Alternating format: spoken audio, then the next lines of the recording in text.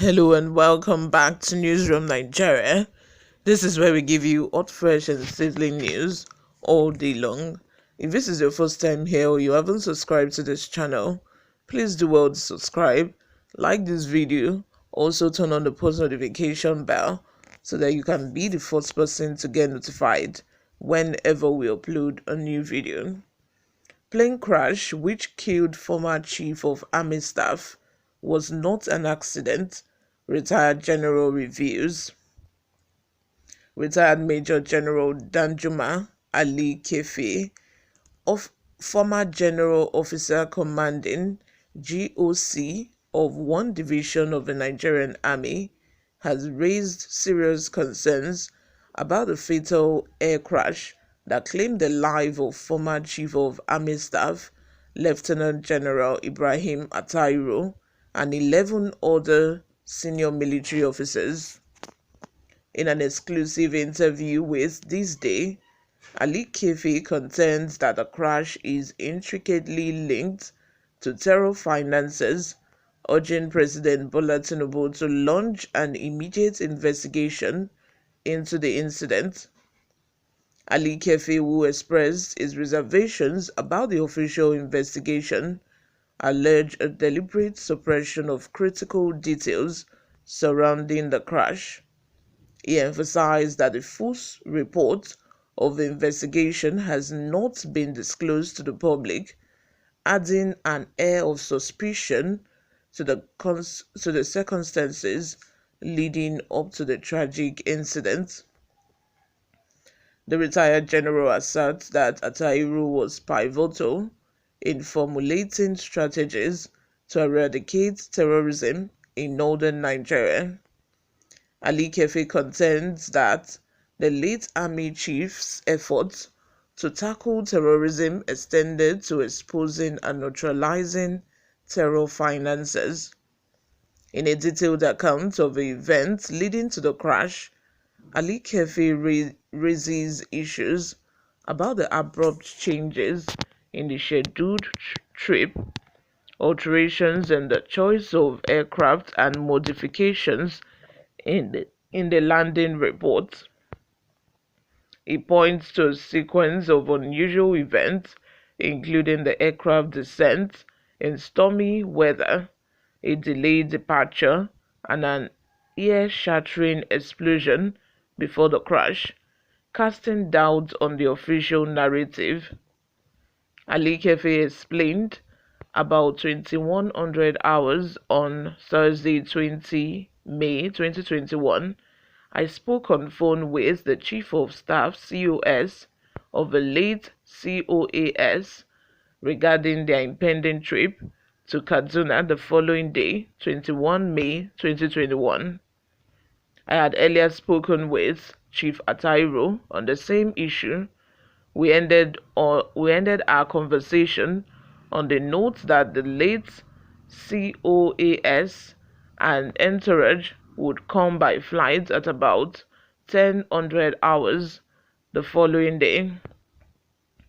About 06:30 hours the following morning, I called the COS to the late COAS to confirm if their travel plan was as we discussed the night before, as I needed to make arrangements for the mosque that the COAS would attend Jumat Friday prayers. The COS informed me that there was a change of plan. He said after we finished speaking last night, they received a message that the late COAS was to attend a meeting either at the Honorable Minister of Defense office or at the Presidential Villa at about 1000 hours on Friday, 21 May 2021, and that the late COAS was to attend in person and not send a representative. It is important to note that the late COAS, that is Chief of Staff, trip to Kaduna was part of his visit to Zaria to attend the passing out parade at the depot The depot NA slated for Saturday 22 May 2021. It is worth noting that the movement of service chiefs out of station Abuja is with the prior knowledge of the Chief of Defence Staff (CDS), the Honorable Minister of Defence (HMOD), and the Presidency.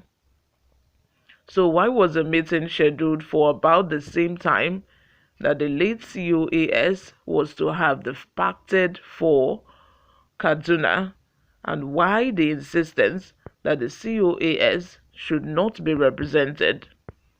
In any case, the COS informed me that in view of the meeting, they would depart the Flag House official residence of the COAS at about 15:30 hours after attending the meeting, and also after Jumat at prayer for the airport. They expected to arrive the airport at about 1600 hours, board the aircraft at about 1610 to 1615 hours, and depart for Kaduna. At about 1600 hours, I was informed that they had arrived the presidential wing of the airport. I then set off from the Stallion House, official residence of the GOC, with my entourage in a convoy, and arrived the Air Force Base at about 1615 hours.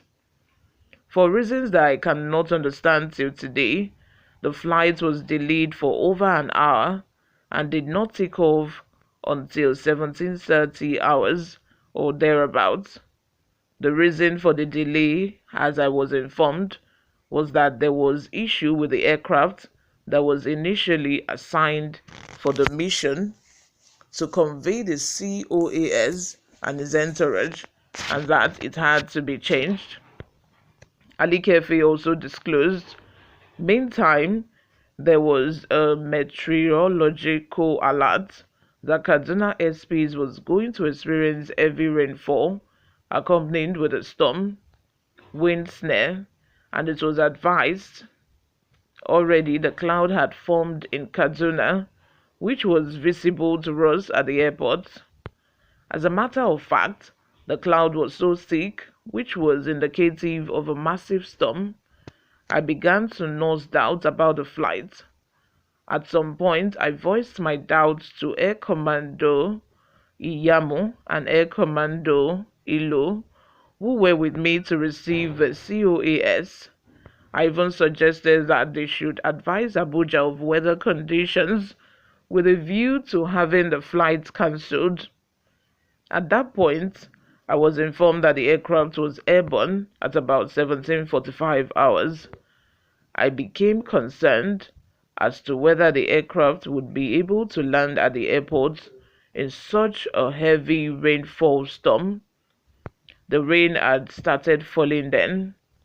Thus, I was not surprised when Air Commando Ilo informed me that we had to go to the Civil International Airport as the NAF runway was not long enough to enable the aircraft land under the atrocious weather condition. We then set off for the international airport, but at a snail's speed due to the heavy rainfall, which was accompanied with sheer ice particles. The former GOC said, when we got to the vicinity of the airport, there was a thunderous sound, which I thought was a sound of thunder. We had earlier cited that I believed was the aircraft descended to land on the runway.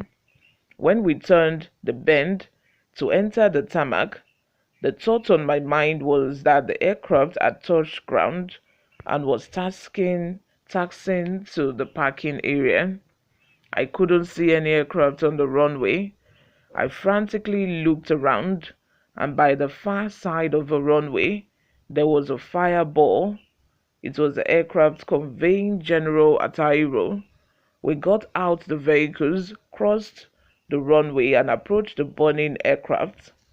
Firefighters were on hand to put out the blaze. At some point, we had to pull back due to the fear of exploding cylinders. We later recovered the corpses of the 10 passengers on board the ill-fated plane far from where the plane wreckage was. Apparently, their bodies, which were on fire, were flown from the aircraft before it came down, already in flames. Furthermore, the aircraft, or what was left of it, at least what I could recollect, was on a relatively large grassland. There was no crater. This was indicative of a mid-air explosion. So what caused the aircraft to explode? I wonder what the Air Safety and Accidents Investigation Bureau report says about the incident. Ali Kefi further queried, was the flight deliberately delayed in order to be caught up in the rainstorm? Was the aircraft sabotage, which caused it to explode mid-air? Was the explosion caused by explosives? Was a bomb planted in the aircraft or contained in a parcel which a passenger unknowingly or knowingly carried? You all, what are your thoughts? Let's have them in the comment section below. Thank you very much for always listening and watching. I will see you all in my next video.